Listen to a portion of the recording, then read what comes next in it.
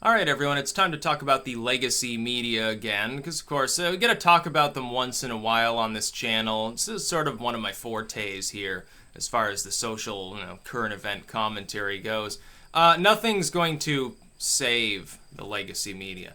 When you attack the lamestream press, I remember like a while ago, if you attacked them, people assumed that you were like far left. Because they were like, oh, well, we can't trust these groups because, they propped up the Iraq War, they encouraged the war in Afghanistan, continuing the domestic surveillance state, the police state apparatus. So they assumed that if you defended them, you were, like, on the right somewhere. And that you were also, like, you hated foreign cultures, which is funny because now what they say is, oh, well, you must be, they would call you far left at the time. Now they say, well, you must be, like, you're a Bible-thumping far rightist, total Trumpite, and you're probably like, you're too pro-Russia, like the Russians are responsible for all of our problems. It's like being back in the Red Scare, only weirdly inverted as far as the social message behind why one should support or oppose Russia. And it's nonsense. These are just for-profit corporations. That's all they are. That's all they ever were. It's all they're ever going to be. They're there to make a profit, dude. If they can clickbait and make more money, they're going to clickbait and make more money. And then these same firms have the gall to say, well, that happens online and it's a big problem, it's fake news. You do it all the time. Literally all the time. Look at every time one of these pundits is caught out totally lying, either about something that happened in their personal life. Like that one dude there who was like, oh yeah, I saw dead bodies floating past in Katrina and our helicopter almost took a rocket. He was like reporting on Iraq or something. I can't remember his name because he was disgraced. And that happens all the time. Or you'd think of some of these, think of Bill O'Reilly, somebody who's been even more disgraced over time. And then the pundits, they conspicuously, they get some golden parachute to take them out of the organization. They take all the blame, oh, it was my fault, and blah, blah, blah. And they never lay it on the networks, even though, what they're saying is largely teleprompter delivered. Like, I hope people know this, that most of these people can't make up an original thought. They need a screen in front of them, slowly scrolling down, like a lot of politicians do. That's the only way that they can speak. It's the only way they can speak coherently. Anyway, otherwise they would trail off constantly. They wouldn't have an idea what to say. They'd be like, oh, what are my positions on the Iraq War? Hell if I know. I don't know anything about it. I'm just reading a teleprompter, and I get paid 7-8 figures to do it. More power to them for capitalizing upon their appearance, which is really their only it's their only skill set. That's why they're there.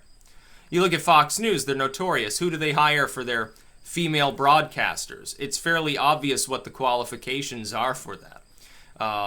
For males, it'd be similar, Are you willing to get a hair plug, capped teeth, and have pancake makeup slapped on your face every morning? Oh, you're not? Well, you're going to be working in the back room primarily. We're going to send you out into the hurricane to go report on it from there because, of course, the pancake makeup would wash off and the capped teeth would fall out because of the wind pressure changes. That's what they do. But they're not going to win. I saw some report millions of people are expected at current trajectories, assuming that nothing else happens. Millions and millions of people this year in the U.S. alone are going to cut the cable. They're going to stop paying attention to cable news. They're going to stop paying attention to cable sports. They're going to stop paying attention to so-called comedy on late night on cable. And it's good. Oh, this is so good for the world that this is happening. Now, a lot of these, like, larger figures are now moving to on-demand. Like, you can remember back when on-demand was more new. And it used to be that's where all the edgy shit was. That was where you got the strippers and the potentially drug use. That's where you got your weird, like your voodoo documentary. That's where you got the good stuff. You got Deadwood on demand. Now on demand has been flooded with the same boring crap that was on regular cable. Like they've moved it to on demand because cable's dying and they realize they can make more money from it. Which means that all the creativity is moving to the internet. As the internet becomes more centralized, unfortunately, this is likely. There's still a chance to stop it, and an organic backlash may cause this to happen. I'm hopeful that can happen, and I'm hopeful long-term for the survival of free expression and creativity as opposed to the prepackaged corporate swill of the legacy dying media, along with the entertainment apparatus connected to them. But the internet, as it becomes more centralized, all that creativity will find some other platform. It might be alt tech. It might be a sort of a second internet. It might be anything under the sun. And that's where the real talent, the edgy content, the stuff people actually are excited by watching, that's where it will end up being. Like Jackass today, would it be able to be on MTV? No, that'd be too edgy, too politically incorrect. People wouldn't accept it. They wouldn't tolerate it. So all these different groups. You got to judge between two separate groups within the legacy media, though, when you talk about the issue. Because there are two groups. There are the fiscally failing groups, and then there are the groups that fiscally they're doing just fine. Ultimately, they're failing simply to garner an audience, but they have a huge amount of capital. In the former group, you throw your Salons, your BuzzFeeds, the Drudge, I mean not Drudge, the Blaze, stuff like that. In the latter group, you throw the gargantuan cable monopolies like CNN, MSNBC, and Fox. Those latter groups are actually, despite being older, and despite being more blatantly corrupt and bloated and inefficient, they're actually more able to make the jump to the new age of media than some of the smaller groups that they have to compete with. The smaller groups in many cases can't even pay their rent. Like Salon has continuous problems with its money, with its pocketbook. And so it's not clear that they're going to be able to continue making the jump. Like one more stage in technological epoch online and they're dead. They're basically doomed. CNN, meanwhile, they can invest hundreds of millions in building their own sort of platforms online if they so choose. And it would be crappy. It'll still be the same swill. It'll still be the same lies and propaganda. It'll still be the same bullcrap. But they'll be in a new form and they'll actually be able to survive. Because then their efficiency rises. Like they'll still have a small and shrinking audience compared to a bunch of random people online who they're like, yeah, 10 million people watch me every day, 100 million people. Like you can't even imagine PewDiePie's levels. Now, smaller figures on YouTube, you know, you're pulling in six-figure viewership every single day. I know I do. And I started out doing basically nothing. Like I'd upload a video, oh yeah, I got 1,000 hits on this. This is pretty good. Now they say views, not hits. Used to be used hits back in the 2000 to denote viewership. Now they just say views. I like hits better, but you know it's outdated, so I try not to use it. But you know, CNN and Fox, they can start their websites, they can make their own platforms, they can do what they need to do because they got money. Some of the upstarts don't, and some of them are just as corrupt, I think, at this point anyway, so it doesn't really matter. But we do have to deal with the dying embers of the cable empires that formed over time as the government regulated competition out of existence. And that's why I don't support labeling these big tech firms as public utilities, because it'll make the problem worse. It'll create more centrality, less competition, and pretty soon it'll be worse on the web. Because they won't have any competitors anymore. They can fiddle around like that. They'll have to respect people's freedom, but they can also start charging people inordinate amounts to actually make content or something like that. Right now, they've got no reason to do that. They don't want an upstart to replace them. Declare them a public utility, they'll probably become even more monopolistic. There's an easier way forward. It's called extend the First and Fourth Amendments via judicial decision explicitly to these sites and constrain them because of their operations to the First and Fourth Amendment. It's as simple as that. It doesn't even require a constitutional amendment. Just a Supreme Court battle. It can be accomplished in under a year, potentially. And somebody needs to take up the case, though. They're going to have to bite the bullet and go for it. It requires someone who's actually a proper plaintiff involved. Probably someone banned from Twitter or something like that. Oh, I got perma-banned on all Google products for expressing an opinion that was not criminal or specifically against any TOS, so I'm suing, basically. I think PewDiePie, by the way, as an aside right now, he's in a position actually to do great damage to the pro-censorship crowd online with Campo Santo. He should sue them. I would encourage him to sue. It's clearly a misuse of DMCA, in my opinion. I allege that to be a fact. He's right when he talks about the comparison with artwork, and he should do that. He's got the money to... No, look, PewDiePie, who else is going to do it? Nobody else, for the most part, has the money to wage such a protracted legal battle. Yeah, it'd be expensive and time-consuming, and when you win, you get all that money back, probably plus 10 times over. You get even richer. Make your own platform. You know, just have a website where you have all your content. You got enough fans, they'll gravitate there. You'll do fine. You could make your own entertainment organization if you wanted to. Why just be a YouTuber? It's like I'm trying to branch out. I'm like, well, YouTube may not welcome me anymore, and there are problems with notifications. It just makes sense to use other sites too. Alt tech, I think, is an important step in this process. But as far as the media goes, rolled over with entertainment, as it were, some groups will fail more quickly than others. All of them long-term, I think, fail. My prediction is that over the long haul, most of these, even the very largest cable firms, will no longer be in a recognizable form if they continue to exist at all, maybe a half a century from now. Because they'll be totally outdated. Their entire model, the way they make money, the way they create content, the way they collate and curate that content out to people, the way that they function, what their views, in many cases, they're going to be totally outdated in 50 years. Meanwhile, there will be people who are like independent commentators who are still capable of doing things because they weren't part of a network. That would be my, I got advice, I won't say who it was, that what I was doing in his estimation was a good idea and I shouldn't change anything. And I assured him, no, I'm not going to change anything. It's always going to be this kind of setup. The only thing that will change about my commentary over time is I still want to have a live show, and I kind of want to have maybe a more sophisticated setup just for recording, so I can have an intro to my videos or something. I don't think anyone would care if I did that. And it'd be cool. It'd be more snazzy. I don't do the custom thumbnail thing.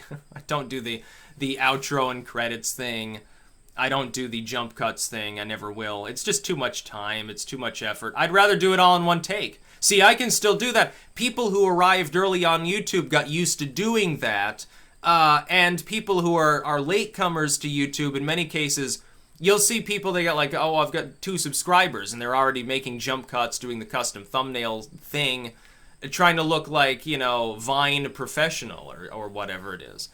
You shouldn't bother doing that. It takes more time. It's throttling your content. And there are a lot of people who actually don't like it. I think there's sort of a retro appeal to doing long-form commentary without any editing as well. I think that will come back into vogue. Because people are starting to get nostalgia for the era in which that was primarily what they were seeing, even on TV. We're talking about like the 70s or the 80s. There's nostalgia for past eras, but there's new technology to deliver what people want in that nostalgia. So that's something to think about over the next couple of decades, I would say, to any commentators out there. If you're already doing long form, keep doing it. I would recommend you not change. Resist the temptation to try to spruce things up and make them professional. Because it's going to make you look less professional long term. Also, you'll lose your edge. You want to keep being able to do long form.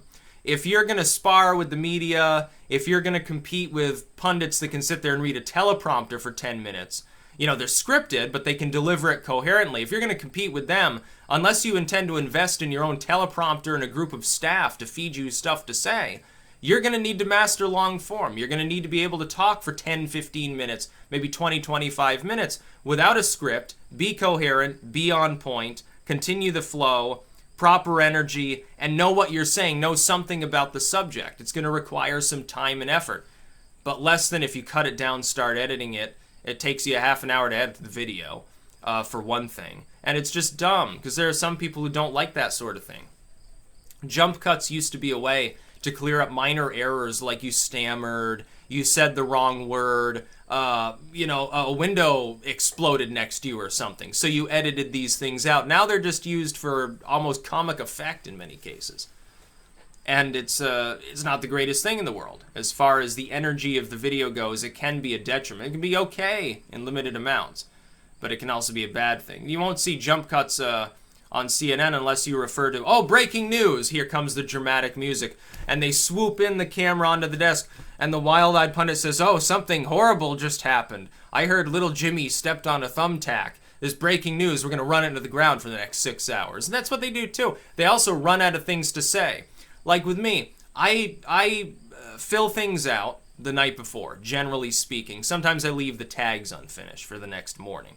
Because I want to edit things. I want to get other things done too during my day. So I do that sort of last thing I do during the day. And I've got the subjects that I want to cover. Usually I've got 5 or 6 subjects. I cover 3 or 4 of them. Like, I hold some over for a rainy day. If they're like philosophical, like opinion videos as opposed to current events, I can sort of bump them back a little. I like to have a few that are already made out at any given time. And I have that stuff there. But if I don't feel interest in a story, I'm not going to talk about it. Like, there's no point, because I'm not going to be able to keep up the commentary. I'm going to be like, yeah, something happened in the world. I don't know. I don't think too much about it. Kind of bored. Yeah, this is going to be a short video. That's about all. Peace out. That's what I would be doing. There are some pundits, I'm sure, that if they weren't being fed their lines, like they're a professional line reader, the professional speakers, basically all they are, and they can't even do that off the cuff. You get them into a debate with somebody who does long form, they'd fall by the wayside real fast. Like all these pundits, some of them, they can keep up an unscripted conversation, like they're conversational. But as far as delivering a monologue, it's going to be a little bit harder for them. It's like some people are saying. I've had people message me. Why don't you, like, contact some of these cable firms, try to get on TV or something? Why the fuck would I want to do that? Like, they've got a declining audience. The audience online's growing. The audience on cable's falling. Okay, there's strike number one. Strike number two. Just imagine how many minds I could change if I could speak for 10 seconds uninterrupted. Yeah, give me 10, 15 seconds. I'm sure that'll change the world. No, here I can talk for as long as I want. I can make a 2-hour video just ranting about anything that I want to, and people will see it. Go on TV, you don't get to do that. You realize how much it costs them to actually do stuff on TV. It doesn't cost me anything to make a YouTube video. It doesn't cost me anything to go on VidMe. It doesn't cost me anything to put it on BitChute or to make a tweet or anything like that. Man, it's so much better than in the bad old days when, you remember, like, invasion of Iraq. You've got early wave internet, pre-social media. Everyone's tuned into CNN to see the live coverage. And it's propaganda anyway. It's like, oh, here's a close-up shot of this explosion. You know, we're going to show you this 20, 30 times over the next hour. Isn't it exciting? 9/11, same thing. Can you imagine how much better the world would probably be if we had this kind of social media apparatus on 9/11, so that people could tell it like it actually was, instead of getting it filtered through the government through a handful of cable firms? It'd be so much better. And people in foreign countries also could weigh in on it. We might have stopped a war that way. But we didn't have that advantage back then. So that's why I can't wait to see cable, like, decline. People cut the cable. Good, you should cut your cable. All you who still have cable, get rid of it. You got a newspaper you're subscribed to? Cancel your subscription. Everything. Get rid of it all. Stop listening to news radio, too, because that's the dumbest and most boring, honestly, of all. NPR, ooh, really gets me going. They have a section today on Chinese cooking. And tomorrow we will have a section on bamboo processing plants in 1950s era Vietnam. Ooh, the historical impact is read by Professor Left Winger, something like that. It's basically what you get. Wonderful. Yeah, then they have the classical music, and it's always like this weird avant-garde, like fake classical, or like experimental jazz or something. Here's some random noises for 10 minutes as filler because, you know, you didn't donate enough fucking money to us last month. So we got some dead air time. We're just going to play you some more music. That's about all. Peace out.